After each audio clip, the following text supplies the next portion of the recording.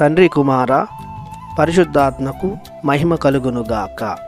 ఈనాటి జీవవాక్యం. ప్రభువు రాజు, అతడు న్యాయబుద్ధితో జాతులకు తీర్పు చెప్పును. కీర్తన 96 వచనము 10. మిక్కిలిగా ప్రేమించబడుతున్న ప్రియ సహోదరి సహోదరులారా, దేవుని బిడలారా, సర్వశక్తిగల సర్వేశ్వరుడు మేము తన సమస్త వరాలతో నింపునుగాక. ప్రభువు సర్వ సృష్టికి రాజు.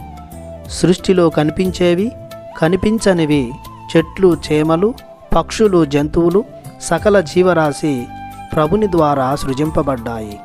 ఆయన ద్వారానే పోషింపబడుచున్నవి, రక్షింపబడుచున్నవి. ఆయన ఏర్పరిచిన ప్రణాళిక ప్రకారం సమస్తము కొనసాగుతుంది. మానవాళిని కూడా సృజించి సకల సృష్టిని ఆయన చేతిలో నుంచి కాపాడుతూ అభివృద్ధి చెందమని దీవించాడు. కనుక దేవునికి సకల సృష్టిపై, సృష్టి ప్రమాణాలపై అధికారం కలదు.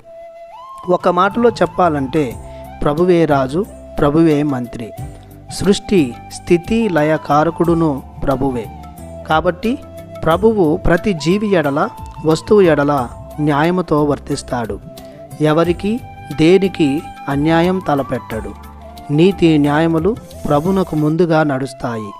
ఆయన ఎలాంటి తారతమ్యాలను, సామాజిక స్థితిగతులను పరిగణలోనికి తీసుకొనక తన చిత్తానుసారం ప్రతి ఒక్కరికి నీతిని వస్త్రముగా కట్టబెడతాడు. ప్రభుని ద్వారా అన్యాయానికి, అవినీతికి గురైన వారు ఒక్కరునూ లేరు. ప్రభుని చేత తిరస్కరింపబడినవారు, త్రోసివేయబడినవారు ఎక్కడనూ కనిపించరు. పేదరికం, దరిద్రం, అవినీతి, బాధలను, హింసలను, కఠోర శ్రమలను అనుభవించే వారికి సైతం ప్రభువే ఆశ్రయ దుర్గమవుతాడు. సకల జాతి జనులకు, తనను వెంటాడు వారికి, తనపై నమ్మకం ఏర్పరచుకున్న వారికి ప్రభువు సదా న్యాయాన్ని చేకూర్చిపెట్టును. ప్రార్థించుదము. సకల సృష్టికి మూల కారకుడవైన సర్వశక్తిగల సర్వేశ్వర, మీ దయను బట్టి మీకు కోటాను కోట్ల వందనాలు చెల్లిస్తున్నాము.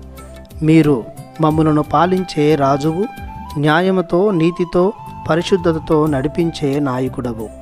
మేము మీ నీతిని తెలుసుకొని పరిశుద్ధతలో జీవిస్తూ మీకు సదా కీర్తి మహిమలను చేకూర్చే బిడ్డలముగా మమ్ము తయారు చేయమని యేసయ్య పరిశుద్ధ నామములో బ్రతిమాలి ప్రార్థిస్తున్నాము తండ్రి. ఆమెన్. దేవుడు మిమ్ము దీవించునుగాక. ఆమెన్.